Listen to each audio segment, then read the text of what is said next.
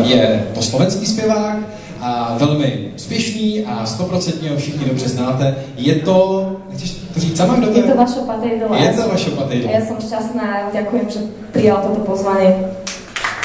Vašo Patejdl je pozdravení mezi náma. Vašo, můžu takový jenom skromný dotaz mít na úvod. Vy už jste asi slyšel CDčko Kristýny, nebo ještě ne? CD nie, ale dostal som ho, tak si ho veľmi rád vypočujem. Počul som jednu pesničku. A to je která? Jablčko. Jablčko, ale líbí se, taková veselá pesnička.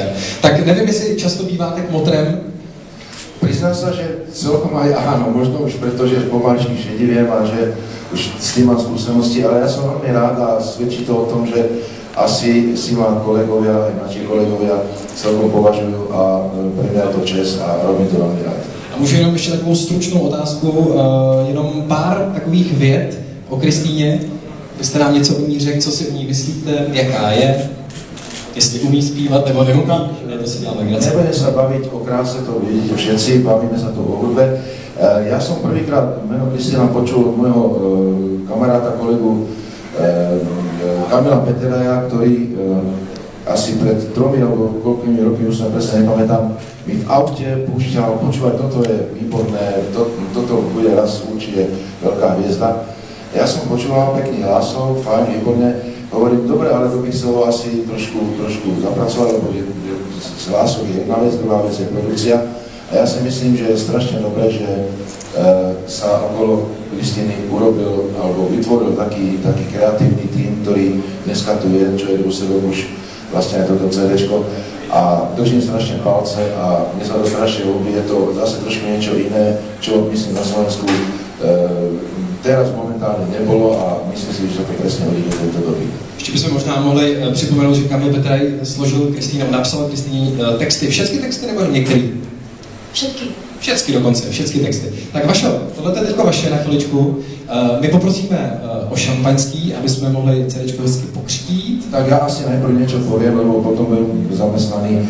Já prajem tomuto CDčku, aby bolo minimálne tak úspešné ako predchádzajúce, ešte možno radšej, aby bolo ešte úspešnejšie, aby sa pesničky strašne páčili, aby sa strašne hrali a aby na základe toho CDčka mala Kristýna čo najviac koncertov a čo najviac fanúšikov.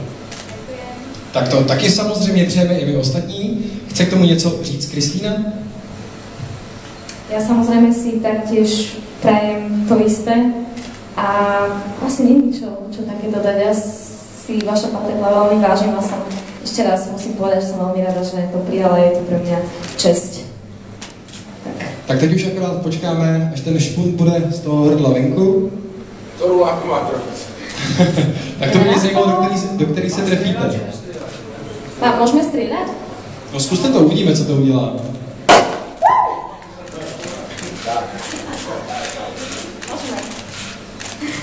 Povedali mi, aby som to nevydal celé, aby niečo dostal. Takže by si nedostačil. Tak zbytek rozhledeme do skleniček. Kristýno, chceš ještě někoho pozvat sem, aby se zúčastnil tohoto křtu? Alebo je to všecko? Všetci sú tu, Všetci. len sú tak okolo. Tak Martin by tu mohol prísť, pretože to je hlavný producent. Tak pojďte ještě sem, vzhledem k tomu, že Universal vydává. Tak jste těž vydavateľov. Martin se na tom podílel. Možná bychom mohli mikrofon dát třeba i Martinovi, aby nám taky řekl, jako, jak to CDčko vlastně vznikalo. Jestli to bylo těžký, lehký, snadný, jednoduchý, jaký vlastně. Tak prajem vám ešte raz dobrý deň. Ďakujem pekne za slovo. Tak v tom CDčku by som povedal asi len toľko. Vyrábalo sa to klasicky, alebo keď sa pracuje na pesničkách, je to náročné, vznikne nejaký nápad, melodický, textový a potom sa tá pesnička doľaďuje a až do vtedy, pokiaľ to nie je na CDčku. Takže pracovali sme na tom asi tak zhruba rok a pol, 2. Teď už to je na place, ta placka je tady mimochodem v pontonovém dostání, tak já si myslím, že to by teď chtěl takový ten velký potlesk, protože to CDčko je oficiálně pokřtěno, takže váš potlesk pro Kristýnu, samozřejmě velké přání a držíme palce, aby se to CDčko prodávalo minimálně tak dobře, jako to předchozí. Tak uděláme pár fotek, tak můžete udělat nějaký hezký pózy.